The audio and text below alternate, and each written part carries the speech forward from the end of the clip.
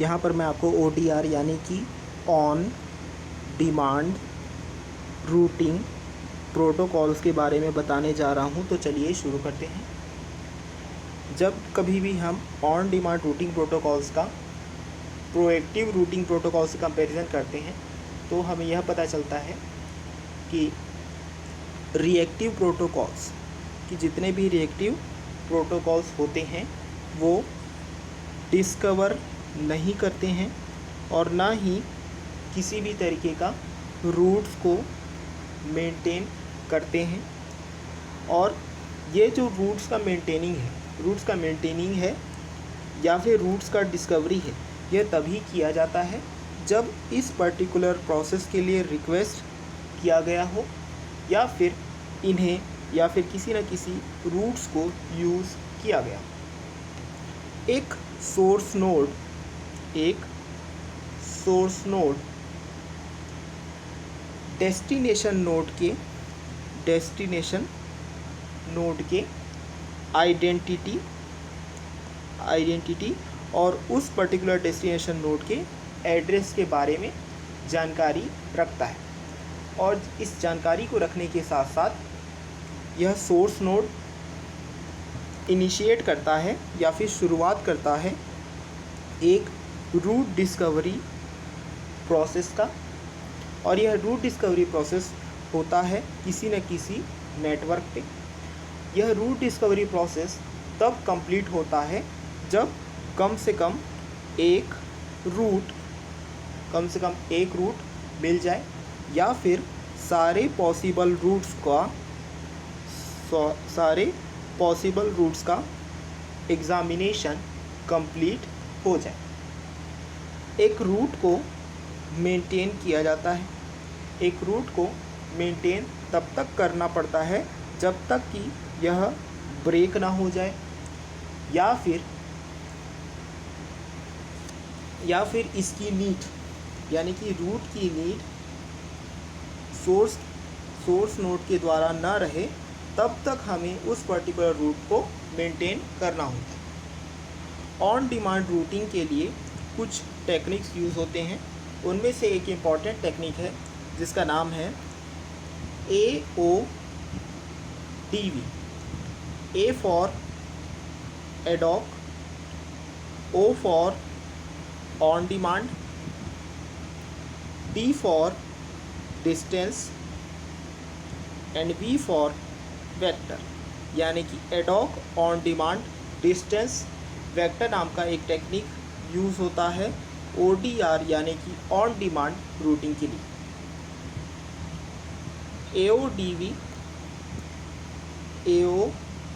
AODV rely करता है एक ब्रॉडकास्ट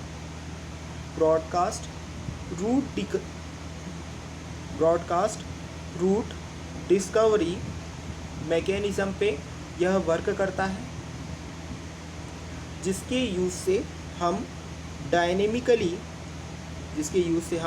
डायनेमिकली इस्टेब्लिश कर सकते हैं किसी भी रूट टेबल एंट्रीज़ को।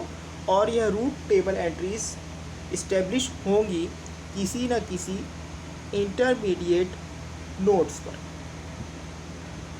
AODV का जो पाथ डिस्कवरी प्रोसेस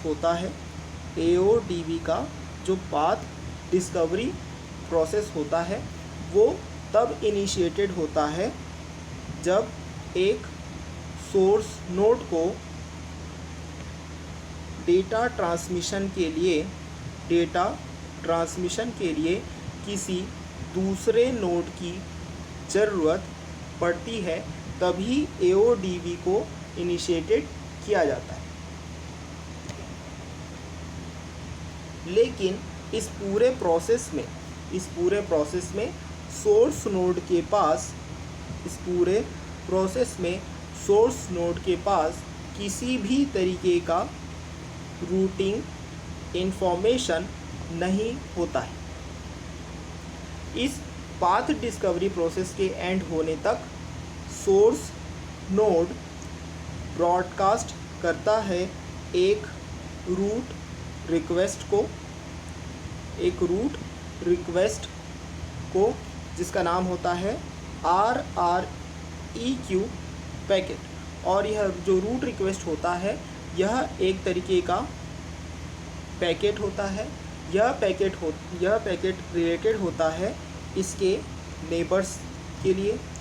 यह पैकेट रिलेटेड होता है इसके नेबर्स के लिए, जो कि कंटेन्स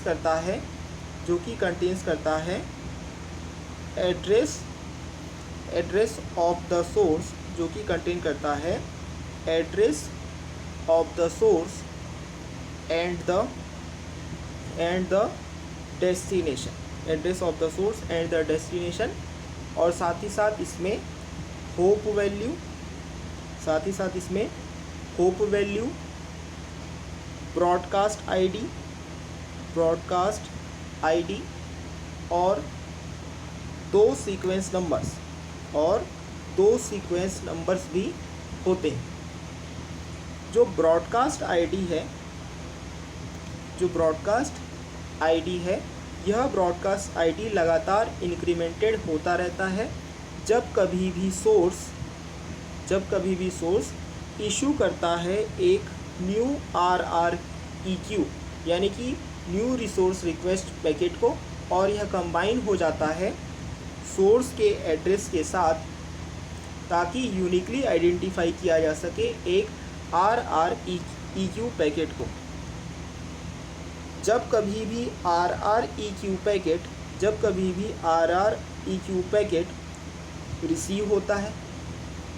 रिसीव होता है तो एक नोड पॉजेसेस करता है, या एक नोड के पास पॉजेसेस होता है एक करंट रूट, और यह करंट रूट रिलेटेड होता है किसी न किसी स्पेसिफाइड डेस्टिनेशन से, और इसके रिस्पांस में भेजा जाता है एक यूनिकास्ट रूट रिप्लाई, जिसे हम कहते हैं RREP मैसेज। और यह RREP मैसेज जो होता है यह डायरेक्टली जाता है उस नेबर के पास जिससे RREQ रिक्वेस्ट रिसीव्ड हुआ था। यदि ऐसा नहीं होता है तो RREQ जो है वो दोबारा रीब्रॉडकास्ट हो जाता है।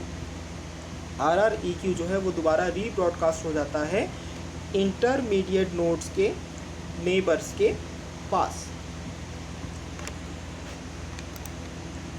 एक डुप्लीकेट, यदि मान लीजिए किसी भी तरीके से कोई डुप्लीकेट RREQ आया